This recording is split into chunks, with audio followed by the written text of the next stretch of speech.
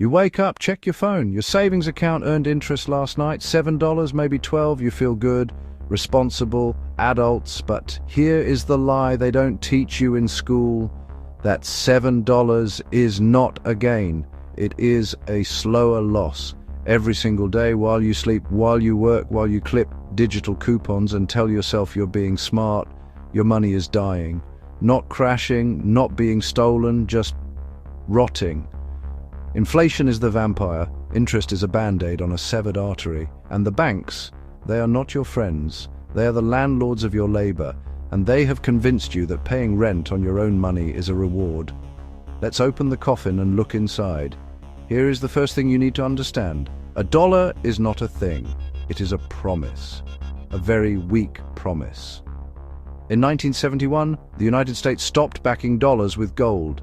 That means your money is no longer tied to anything physical. It is just digital smoke. A collective hallucination that we all agree to believe in. And that hallucination, it has a built-in leak. It is called inflation. Inflation is not a bug, it is a feature. Central banks want inflation. A little bit anyway. 2% per year is the magic number. Just enough to make you spend instead of hoard. Just enough to make debt cheaper. Just enough to keep the economy's heart beating.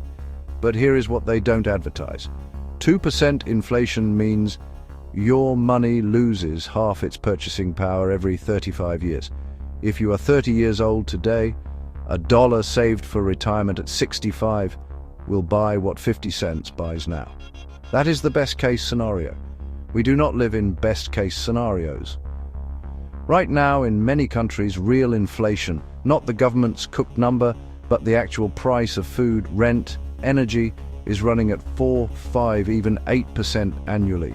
At 8% inflation, your money loses half its value in 9 years. 9 years. So when your bank pays you 0.5% interest, or even 4% on a high-yield savings account, you are not winning. You are losing slower. Let me repeat that.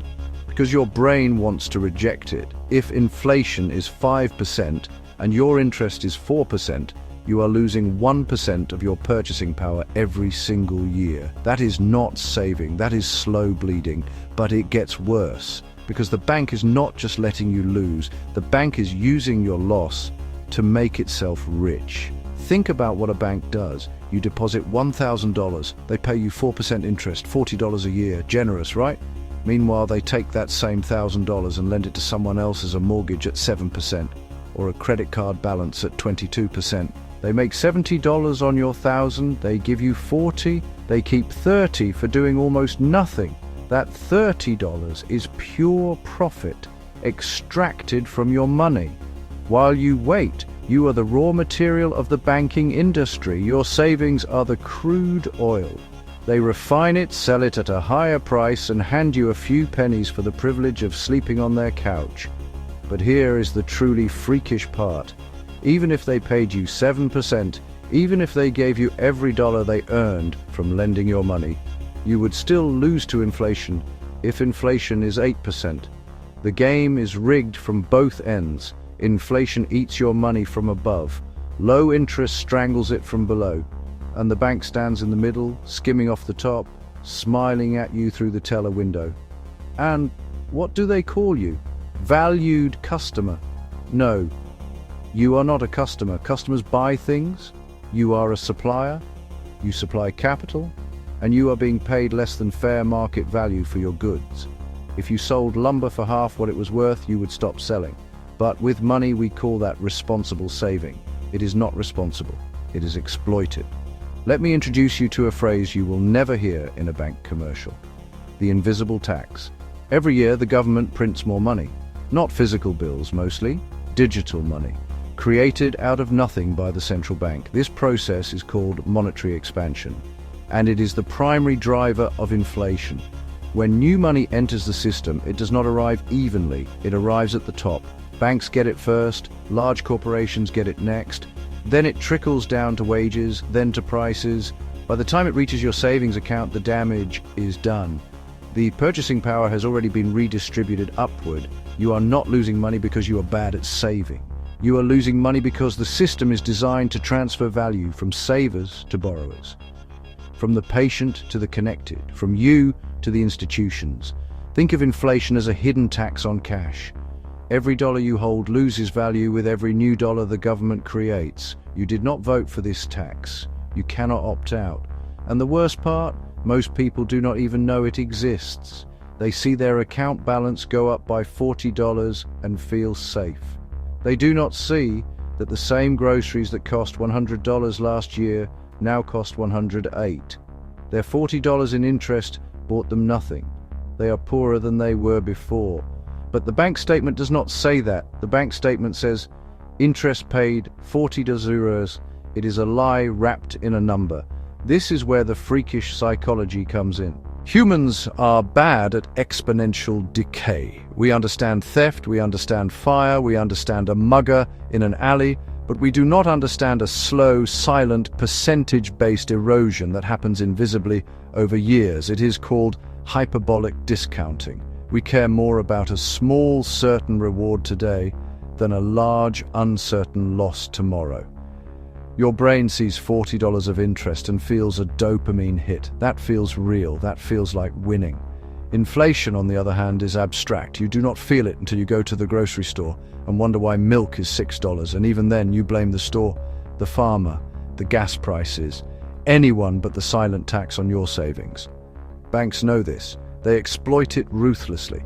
That is why they advertise interest rates in big, bold fonts. Earn 4% APY. They do not put next to it in the same size font. Inflation is 5%, so you are actually losing 1%. That would not fit on a billboard. They also rely on inertia. Moving money is a hassle. Opening a new account takes 20 minutes, comparing rates takes brain power, so you stay, you accept. You convince yourself that something is better than nothing, but nothing is exactly what you are getting, less than nothing. You are paying a fee called opportunity cost, the cost of not putting your money somewhere that actually beats inflation, and that fee is silent, unbilled, and absolutely devastating over decades. Someone who keeps $10,000 in a 0.5% savings account for 10 years at 3% inflation loses nearly $3,000 in purchasing power, not in nominal dollars, in what that money can actually buy. $3,000 vanished without a single withdrawal. So what do? The banks will not tell you. The government will not tell you. So freakish money will. You have to stop thinking like a saver and start thinking like an owner. Saving is parking, investing is building. Cash is a melting ice cube. Assets are freezers. An asset is anything that holds or increases its value faster than inflation. Real estate, stocks, commodities, certain kinds of bonds, even a small business, even yourself, your skills, your labor, your ability to earn. The wealthy do not keep large amounts of cash in savings accounts. They keep enough for 3 to 6 months of expenses. The rest deployed working, fighting inflation instead of dying to it. Now, let me be very clear. I am not telling you to gamble your emergency fund on meme stocks. That is not investing. That is donating to the wealthy. But parking $50,000 in a bank account, paying less than inflation, is not safe. It is a slow, voluntary surrender. Here is the minimum you should do, starting tomorrow. First, move your savings to a high-yield account. Today, right now. There are online banks paying 4, 5, even 6%. That will not beat high inflation, but it will slow the bleeding. Second, put 3 to 6 months of expenses in that account. That is your fortress. That is for true emergencies. Job loss, medical crisis, roof collapse, nothing else. Third, everything above that emergency fund needs to be invested. Not traded, not speculated, invested. Broad market index funds, real estate if you can, government inflation-protected securities, even a small amount in things that historically outrun inflation, productive assets. And fourth, increase your earning power. The best inflation hedge in the world is your ability to make more money tomorrow than you make today. A savings account cannot be negotiated, your salary can. The system wants you passive. Good saver, stay still. Passive money is profitable money for them. Active money is dangerous money for them. Be dangerous. Here is the truth they will never put in a textbook. Your savings account is not a tool for building wealth. It is a tool for storing very short-term cash. That is all. The idea that you can work for 40 years, put money in a bank and retire comfortably died around 1971, the same year the gold window closed. Coincidence? No. We are living in a financial system designed to punish patience and reward leverage, designed to punish cash and reward debt, designed to punish the individual and reward the institution. That does not mean you cannot win. It means you cannot win by playing their game on their terms. The bank wants you to think that saving is virtue. It is not. It is convenient for them. The bank wants you to think that interest is a gift. It is not. It is a pacifier. The bank wants you to think that inflation is a mystery. It is not. It is a transfer. You're not losing money because you are unlucky. You are not losing money because you are bad with finances. You are losing money because the rules were written by people who do not sleep in the same bed as you. Wake up, look at your savings account, not the balance, the interest rate. Compare it to real inflation, not the one on TV, the one in your grocery receipt. If the number after the percent sign is smaller than inflation, you are not saving, you are decaying. And the only antidote is to stop being a saver. Start being an owner.